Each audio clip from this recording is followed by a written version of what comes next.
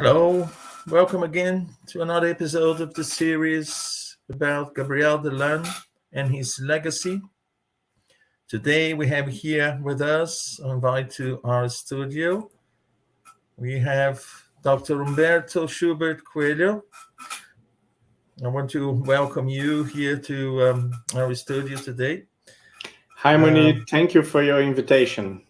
It's a great pleasure to have you here and to look forward to seeing what you prepared for us today. Today, Dr. Coelho is going to talk about documented evidence for the study of reincarnation.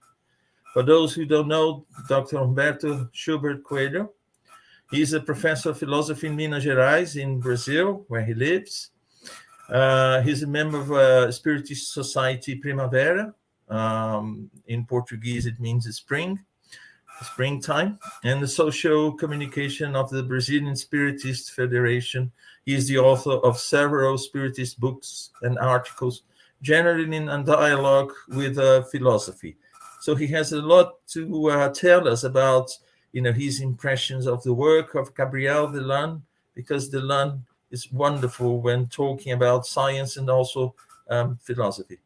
So, Dr. Coelho, I'll hand it over to you, and I'll be here at the backstage if you need anything.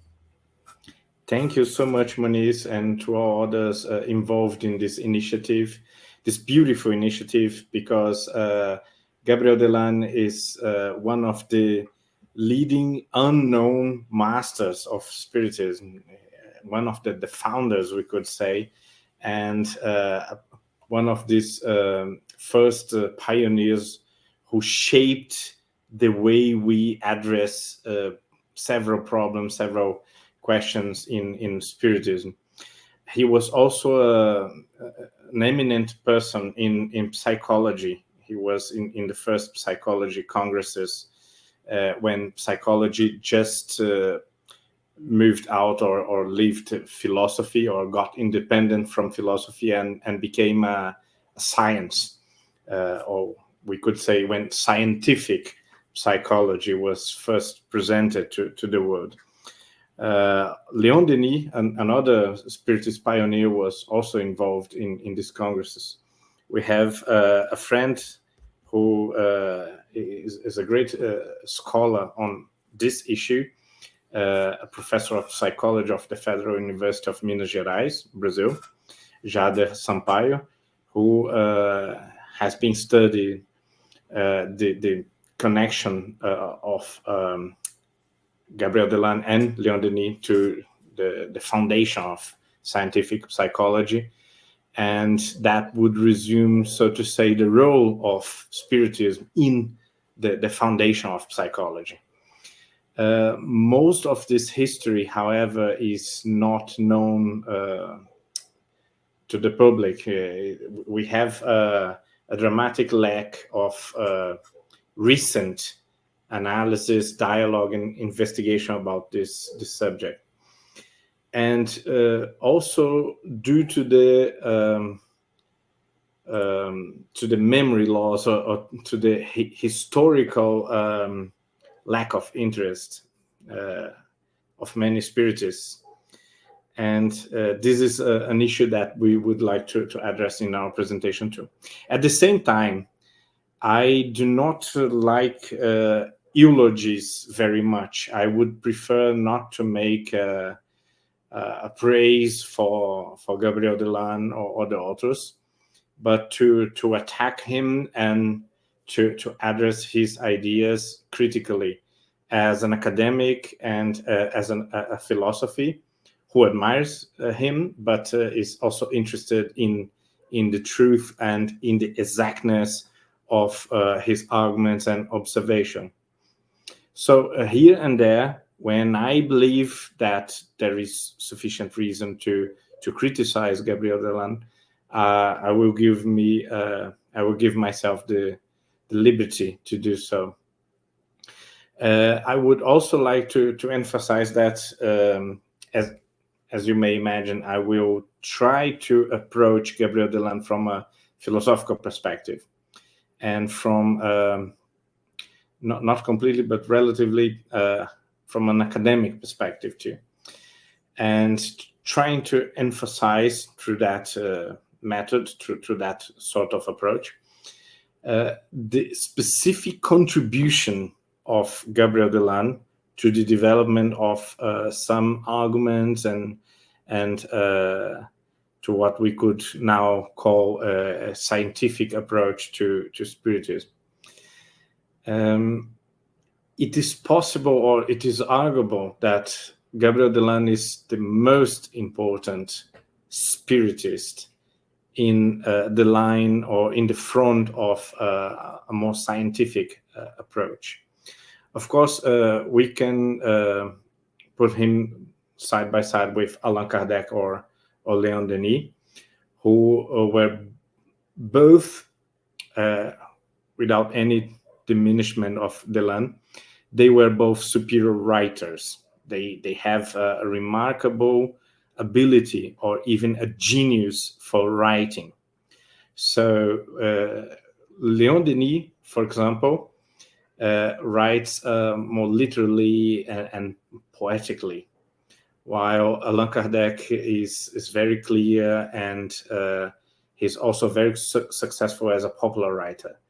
And he had a great ability to explain very, very difficult and complex things in a relatively understandable and easy way to the public.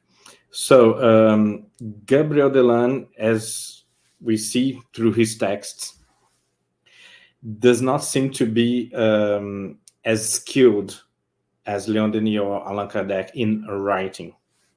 That may be one capital problem for him that led to the lack of recognition compared to Kardec or Leon Denis, who are remarkable writers.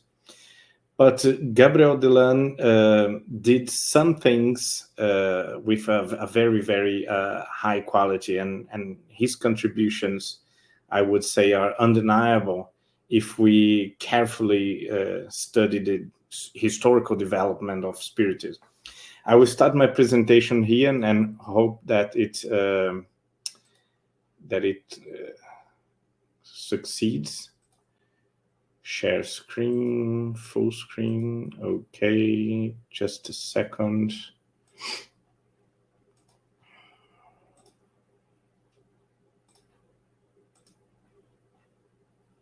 Monique, could you please check if it's transiting correctly? Can we see the transitions? I hope so. Well, in my presentation, then I will paint Gabriel Delanne as a Spiritist researcher. Again, he may not be the attractive writer that Kardec or Leon Denis were, but he is a very important researcher who developed original theories and hypotheses. Well, without exaggeration, we may say that he was one of the first to attempt a scientific approach to Spiritism. And that doesn't mean that Allan Kardec and others, 40 years before, more or less, did not try to approach Spiritism scientifically, but they had to make a decision about the lack of data they had at the time, and in order to close the philosophy of Spiritism, they in some aspects, these people from Kardec's generations, they moved a bit too quickly for a full and closed model to explain all the evidence. Just a bit before, psychology developed as a science, and many of these developments were not quite incorporated to Spiritism. And that makes, for the general public, and especially for scientists, that makes the case to accuse or to attack Spiritism as something that could be obsolete because it did not adapt well to the development of scientific psychology, even though Spiritism is one of the grounds, one of the sources for scientific psychology, for modern psychology as we know it.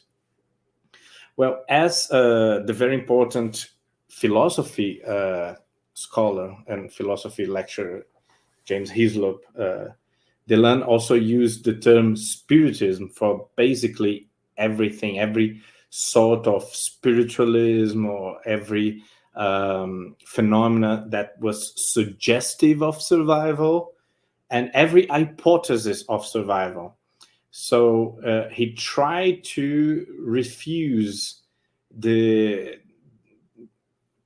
circumscribe Spiritism to a set of very specific beliefs or a sect, as maybe many people now live it, and try to present Spiritism always as something natural and absolutely universal, that no one could deny and no one should deny it because it would be self-evident and present in all spiritual occurrences or all spiritual phenomena across cultures. So in this very broad sense, one of the broadest possible senses that we could the word Spiritism, he could not only identify most of spiritualism as Spiritism, as also present spiritistic phenomena as universal and independent of cultural context. I think my my correction here, my automatic review led to some mistakes here. We could in general say that Gabriel Delanne was to some extent a philosopher and a scientist, and he didn't want to choose between both. In other presentations, in other works, also in some articles, I try to present Leon Denis, for example, as a philosopher and not as a scientist. And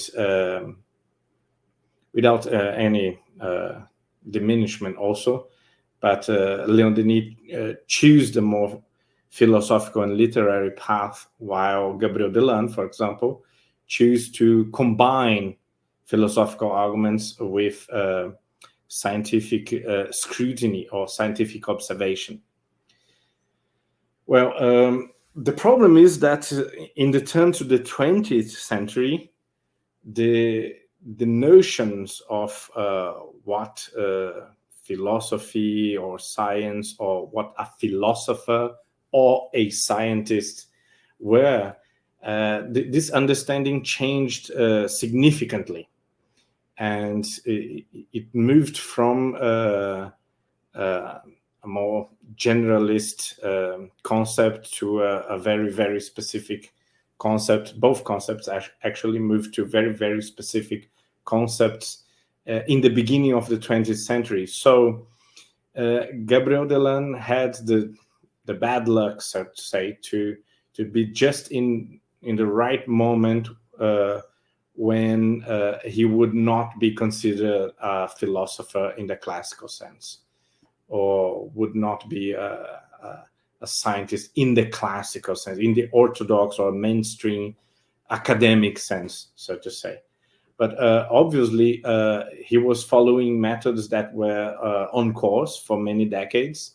And 30 years before the start of his writings, he would be most likely be considered a philosopher. So that's very relevant to form a more informed account of why and how important spiritist writers and researchers are not traditionally called philosophers or scientists in an academic sense, just because the professions evolved in a very technical way in the turn from the 19th to the 20th centuries. And both terms are ambiguous in the turn to the 20th century, especially philosopher. And some areas, such as psychology, were not clearly defined if belonging to the natural sciences or to the humanities. Oh, that's actually a very traditional problem for psychology. It is still so in some aspects. And Delanne used diversified terminology to describe his own work.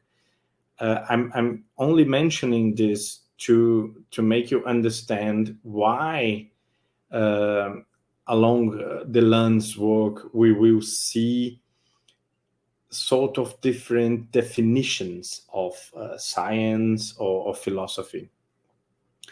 In the end, as most Spiritist writers, it is also the case of Leon Denis, for example. He did not quite figure as a scientist or a philosopher in an orthodox sense, because he was tackling something very new. He was dealing with a new sort of phenomena that was not analyzed previously by science, and that demanded the development of new methods, which are not complete until more or less now. He certainly, however, wrote both, I would emphasize this word, philosophically and scientifically, deserving the title of researcher or investigator. That's very important, because we may believe that because he was not technically a scientist, his writings were not written scientifically, but that's not the case. You can even as a public influencer, you can write scientifically. Well, it is also very important to mention that, contrary to Leon Denis, for example, Gabriel Delanne rejected the religious approach to spiritual phenomena. That was the more common approach to spiritual phenomena among spiritists in the end of the 19th century, when Gabriel Delanne was young, for example. And contrary to this tendency, the tendency of the Spiritist magazine and the tendency of the most important writers, especially the tendency in Brazil, where Spiritism was quickly becoming or achieving a very stable position. Contrary to this tendency, Gabriel Delanne had no interest in depicting Spiritism or spiritual phenomena as religious. We'll see why. Because contrary to other Spiritists and spiritualists, Delanne rejected the religious or theological, or you could also say doctrinal or traditional Christian approach to spiritual phenomena as potentially obsolete. He was not an adversary of religion, but wanted to emphasize the necessity of a rigorous and cold approach to the issues and the phenomena usually associated with religion. So basically, and I believe he was very right in this sense, he wanted to distinguish himself and distinguish the work he was performing, he was doing, from any possible charge of not only superstition, but also of religious thinking, Also because in that decades, more than in the time of Allan Kardec, religion was quickly became a shameful mark for an intellectual and for a man of science. He resumed the ways of addressing spiritual phenomena as basically these two, and he directly quotes them in his book on reincarnation: scientific observations and philosophical arguments. I like these expressions because they pretty much emphasize the fact that in science we deal with the facts, in philosophy we deal with reflective reasoning and the consistency of some claims. Okay, that's very important, and that shows that Delanne was very aware to the specificities of both fields. He was one of the most competent observers in Spiritist literature. Delanne's work, contrary to other more literary authors, such as Leon Denis, focused his work on the data. He did never develop literary or poetic skills comparable with Denis or Allan Kardec, was not a powerful influencer or popular writer in the line of Allan Kardec, but he's one of the first spiritists to offer comprehensive and detailed catalogs of experiences and phenomena, to the point that sometimes they are a bit boring and not for the general taste. And obviously, this is one of the main reasons why Delanne is less read than Leon Denis, for example. Of course, there is a gap or a different degree between Allan Kardec and both, but as secondary contributors to the foundation of Spiritism after Allan Kardec, we could testify that Leon Denis is manifold more known, many times more known or appreciated than Gabriel Delanne. And why is it so? Well, I believe mostly because he was not a very, very skilled writer, such as Denis or Kardec, but also, and most importantly, he consciously chose to write more not academically, but yes, in more or less an academic way, in a more academic sense, and that made him more respected in this environment, but less beloved or appreciated by the general public. And that leads to different consequences in his reception, in the reception of his work. Well,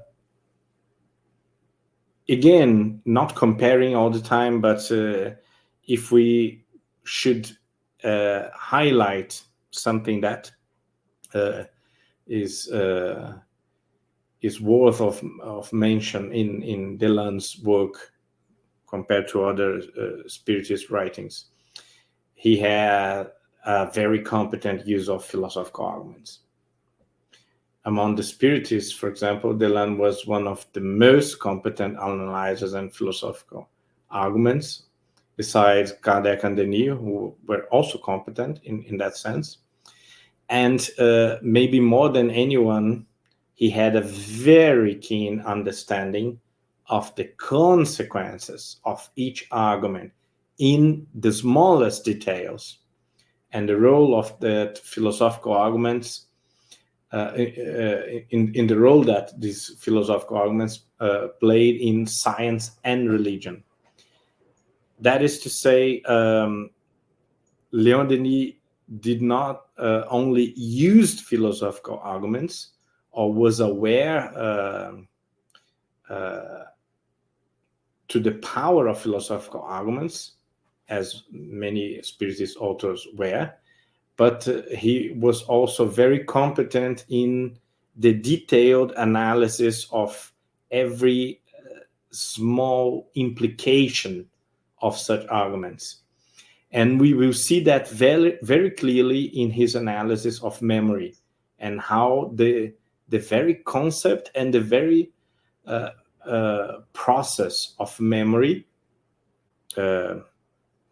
not related to reincarnation, but how memory as a whole points to the necessity of a more spiritualist approach to its interpretation, to its understanding. However, we have in Brazil this expression, not everything are flowers.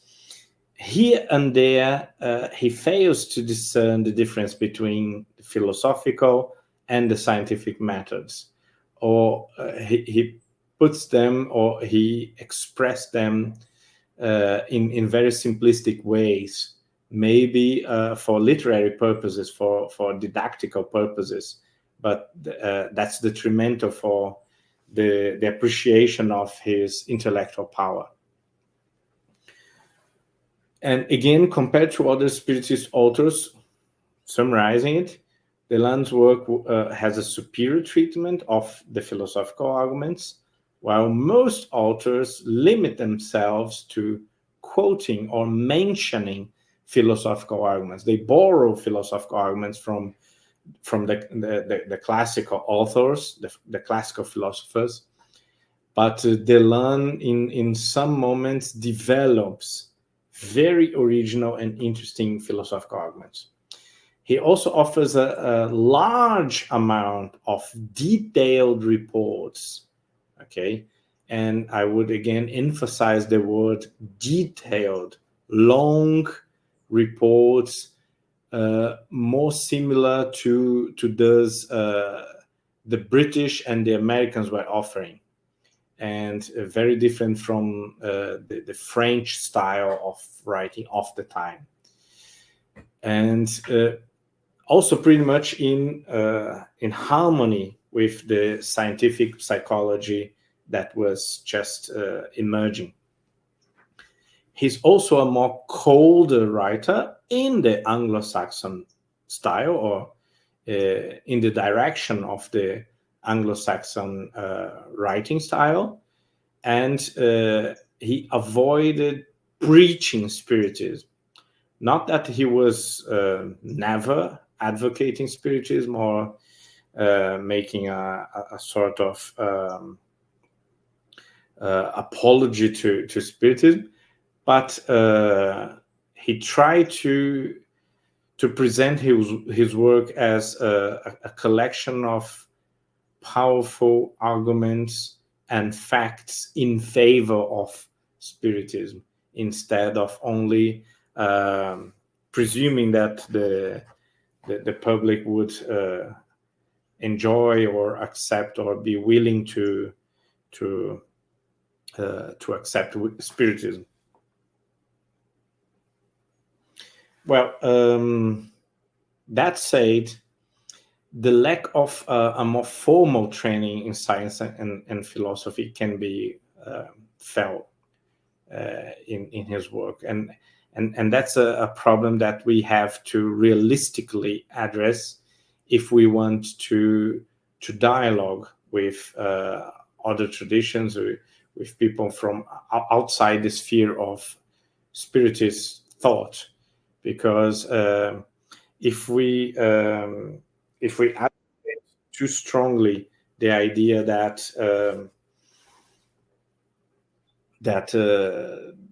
these founders of Spiritism were impeccable, we would be that would be against the good service of presenting them in a more analytical way.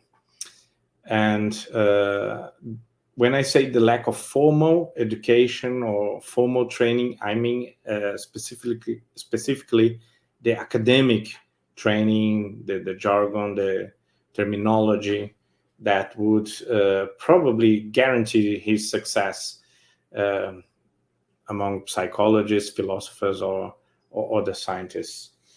And that led also to some, not big, but some small methodological mistakes he committed. Very rarely, but he did so. And the most important of these mistakes is the general lack of criticism and epistemic distance from his personal beliefs. Again, here and there, he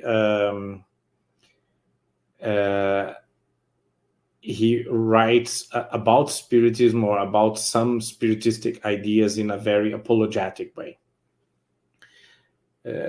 I would not say he is naive. On the contrary, I would say that not being naive, he frequently wrote in a style that is more apologetic than analytic or critical, as a choice. And that may be caused by this lack of academic training. It's also a problem nowadays in many spiritist writings and presentations. Well, I will here mention three consequences of this dilettantism for his method, for his writings, for his work. In the beginning of chapters, he usually exposes a list of theses and assumptions, usually borrowed from Allan Kardec's work, that are assumed as given truths. And he makes statements and come to certain conclusions. In the chapters themselves, however, these very strong statements, these assertions are not quite proved or strictly justified as he claims they would be. Well, he actually makes promises that he could not fulfill. He gives examples of observations that do contribute to his thesis, but are not quite conclusive. And this evidence provided, is not capital, or it's not strong enough in support to the previous thesis. So again, that happens with most Spiritist authors. And in order to build a stronger bridge with science, that problem should be more highlighted. Well, parallel to all that, to these methodological concerns, he also had a very historical approach, and a very informed one. He was very competent and very learned about history of spiritual phenomena. Following the notion of a perennial philosophy, that's my own thesis, my own interpretation of spiritism. I understand it as a sort of perennial philosophy. Delanne showed that most spiritist concepts could be spotted universally in every and each religious tradition. He addressed that not only the most obvious and essential metaphysical concepts, such as the concepts of God and moral order, which are indeed pretty obvious and pretty widespread, but also very specific concepts such as the concept of a semi-material, semi-spiritual astral body, the perispirit, were present and influential across cultures, or pretty much in all cultures. That may be slightly exaggerated, but his works also raise significant arguments in favor of that statement. While the sages never denied the existence of matter or the material soul, the materialists, on the contrary, denied the existence of the spirit. That's an important argument, because sometimes we see a naive or almost mythological opposition between materialism and spiritualism, as materialism was equivalent to spiritualism, but philosophically that's not quite so. So spiritualists have an advantage over materialists because they know and accept the reality of matter. And no spiritualist ever denied the existence of material objects, for example, or even of a material soul or appetites and inclinations that would be more physical than spiritual.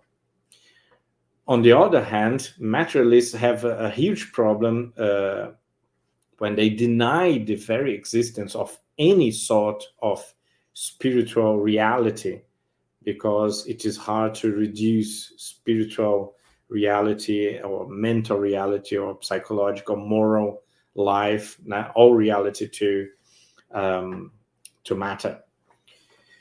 Spiritualists always pointed to a semi-material spiritual substances, such as the Chinese Qi, the Egyptian Bai. That's a quote from Gabriel Delanne.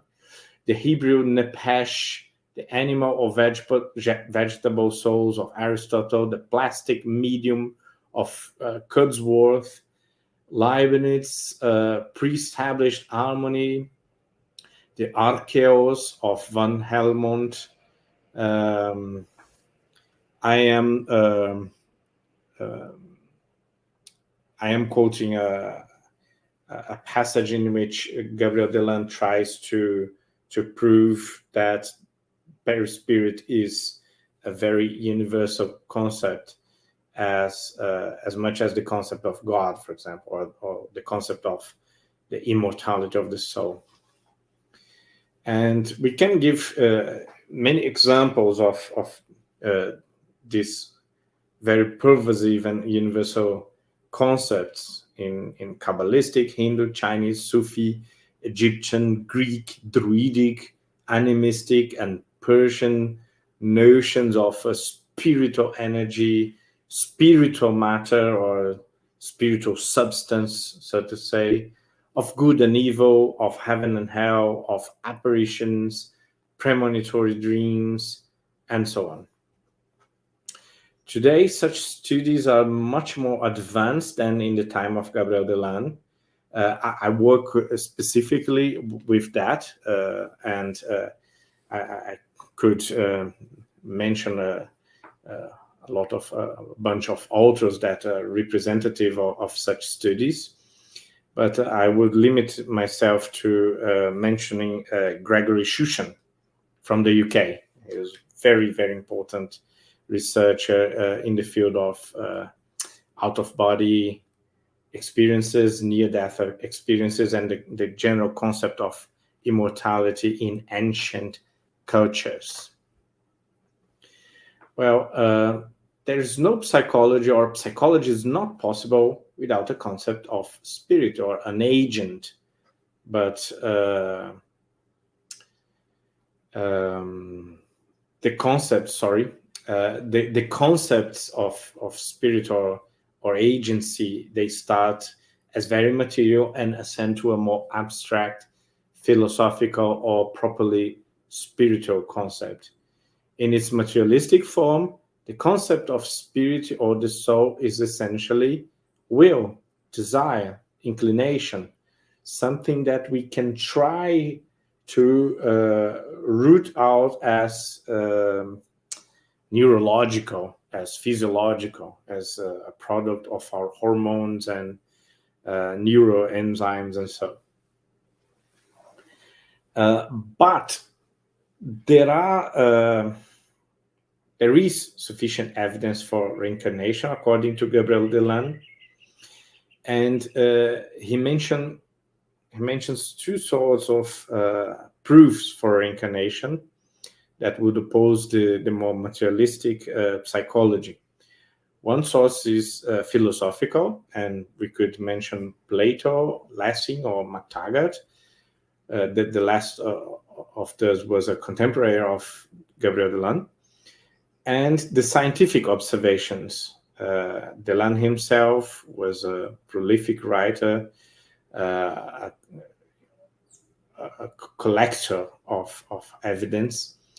Desrochers, and more recently, Jan Stevenson, very important writer, a key writer in the history of the concept, and for many considered the person who actually proved that reincarnation was a fact of nature and passive to scientific scrutiny.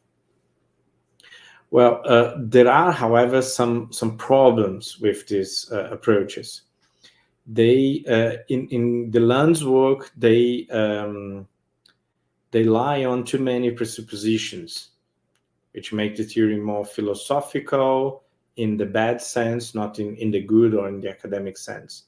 That is, his theory or his book would be in the end, especially now, maybe not at the time, but especially now, they would be regarded as a collection of evidence boosted by wishful thinking. He pretty much biased the evidence in a more modern, also more technical or critical analysis. But he developed at least one very, very powerful and new argument in favor of reincarnation. And I would say that resumes Leon Denis' contribution to the defense of reincarnation as a fact of nature. And his argument is based on memory and the process by which memory works. Delanne's best argument in favor of reincarnation hypothesis is based on his study of memory. Although a bit unsystematic, his book on reincarnation raised strong points. First of them, the direct evidence for reincarnation exists. We have memories that we should not have or we should not possess unless we were personalities that existed in previous lives, and in fact our soul returned from this previous life to a new life on earth. The second powerful argument is the meaninglessness of memory as such, or the meaninglessness of memory to a materialistic perspective. To our days, that remains as a problem for a more physicalist or materialistic approach, because subjective and mental properties such as intention, volition, attention, the power of the will, perception itself, the qualia in the perceptions and in the volitions, they do not quite fit a materialistic model. And the third aspect of this argument is that memory as a property or a phenomena, whatever it is, it intrinsically shows non-objective, non-local, non-determined patterns contrary to matter. So contrary to matter, memory seems to be non-objective, non-local, non-determined. That would be antonyms to spiritual. And this is a very powerful argument, but Delanne, unfortunately, does not develop it quite much. Contrary to what should happen if memory was a material structure, fading with time, that happens to all material structures, it obeys a more transcendental or subjective structure of manifestation. For example, he gives us a very clear and good example, very powerful. Things we cannot remember or are very vague or twisted memories that if memory was a material structure, they should remain forgotten, or they should disappear more and more progressively. They may come to us very vividly in moments of intense emotion, on dreams, or for no apparent reason. This is an evidence that memory is not a material structure of the brain, for example, but as his contemporary Henri Bergson pointed out, a creative, dynamic, and living process. He also develops a key argument in that respect. We do not dispose of clear memory of our present life. For example, we may not remember, or we may be completely incapable of remembering, even if we make an effort. We can be incapable of remembering some specific facts, but suddenly these facts may pop up in front of our eyes, or in the screen of memory. So they can emerge under circumstances, hypnosis, dreams, intense immersion, and so. And that is an evidence, or a suggestive evidence, that mind and spirit does not register memory materially as in a book. So it is not written there and awaiting for our investigation. It is natural if it is a more spiritualistic or mindful thing and structure. It is only natural that we have different degrees of clarity about the facts we experienced before. Some memories seem to be lost and inaccessible, only to return very, very vividly decades later. So if memory was a part of brain structure in constant disarrangement, in constant transition, it would be illogical to expect that many decades after forgetting something, we could have this memory very vividly at hand.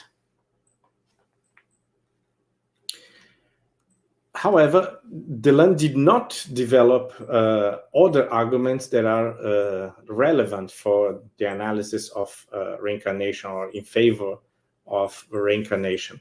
For example, philosophers such as Lichtenberg, a German Enlightenment philosopher, and MacTaggart, a contemporary of Delanne from the end of the 19th century, the beginning of the 20th century, they both believed that sympathy was a more promising argument, or offered a more promising argument in favor of reincarnation.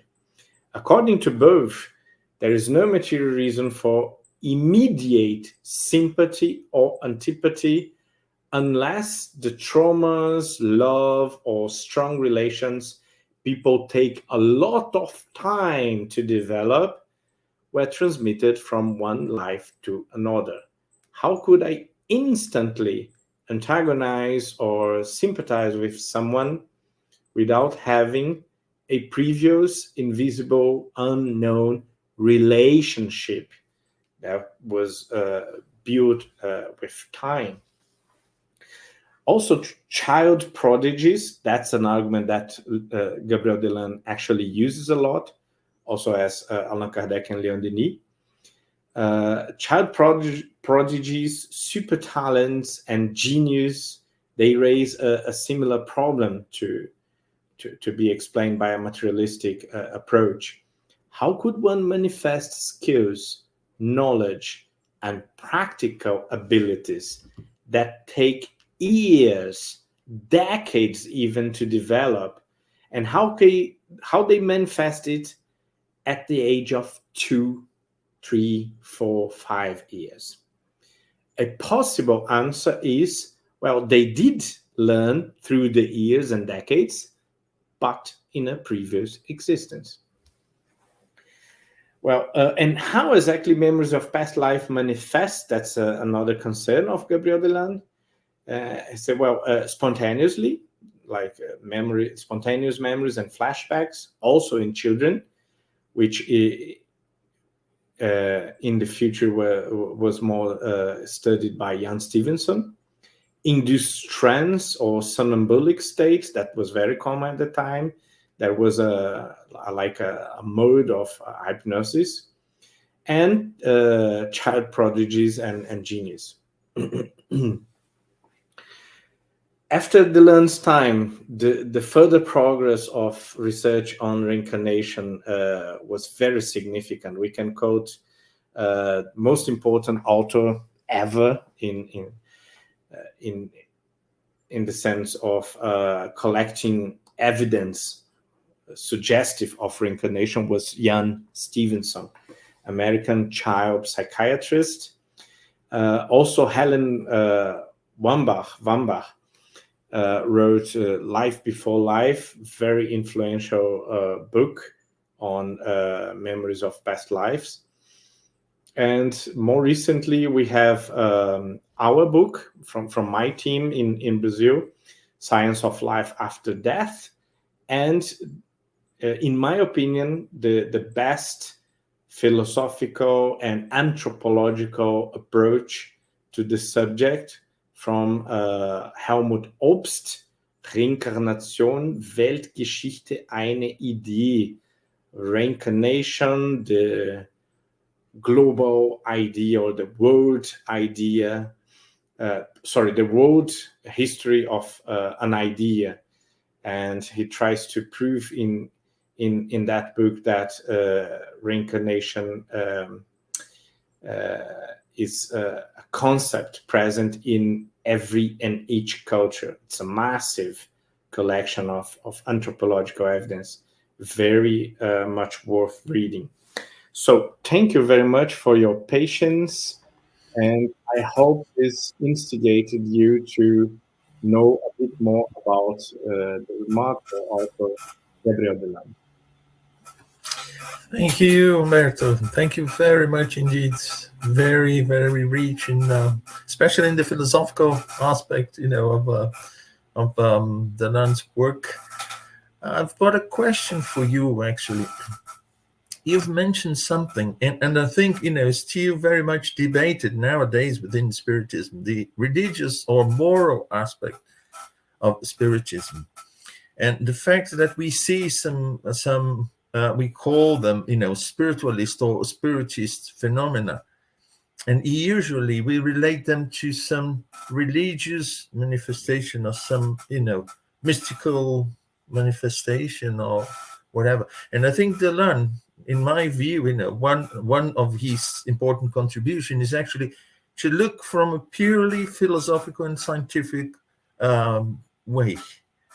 So what's your opinion? I mean, where is, in your opinion, the moral or the religious aspects of Spiritism within the work of Gabriel Delanne, which, as you mentioned, is more scientific and philosophical?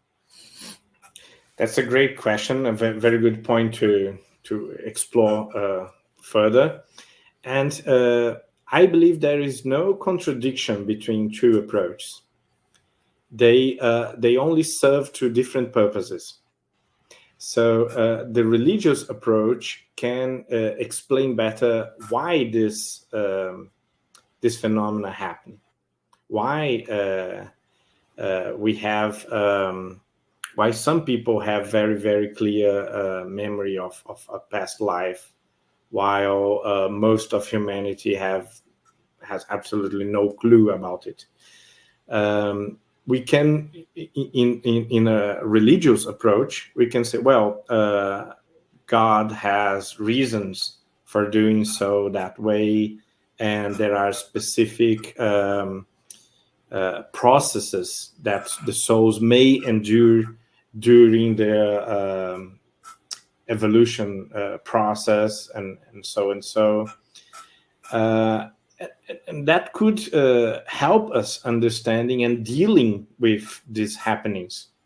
At the same time, this sort of argument, this sort of approach is useless for people who are not believers. So if according to the principle of charity, we should not preach things that could not be clearly understood by others. So it is okay to have a sort of religious interpretation for ourselves and for our close community. But if we want to dialogue with the academic environment or with other traditions and other communities around the world, we have to offer the best arguments that every person can understand and follow and analyze without any commitment to the spiritist philosophy or to the religious beliefs involved in spiritist philosophy. So I would never oppose the religious attitude in itself, but it can be very it can be less fruitful when in dialogue with people who are not convinced, who are still persuaded that these phenomena do not exist, or that they do not provide sufficient evidence for the survival of the soul, for example. Okay, wonderful. Thank you so much. Well, we're running out of time. It would be nice to stay here longer, discussing about these subjects, and also considering, you work in the philosophy area. You have a lot to help us in this sense. So it's been wonderful. I'll just make some announcements before we go. So next month, on the 3rd of September, same time, we will have Carolina Correa. She'll be talking to us about the immortal soul. So it's going to be the 9th episode of Gabriel Delanne and his work. So we are all invited to join us in a month's time, approximately. We also have our study groups. We have on Wednesdays, every Wednesday, 12 noon, London time. It's a study group. We study heaven and hell and the gospel according to Spiritism. We also have on Saturdays the Medium's Book study. So it's coordinated by Guilherme Dias, myself, and Charles Kempf. And, every Saturday, you have this opportunity to join. It's open to everyone. And finally, I want to thank the Kardec Radio for allowing us to use the studio to, do another program, another episode of this series. So, Humberto, I want to thank you very much indeed. And it's been a great pleasure. So, see you soon then. And to all of you who are watching us, bye-bye until next month.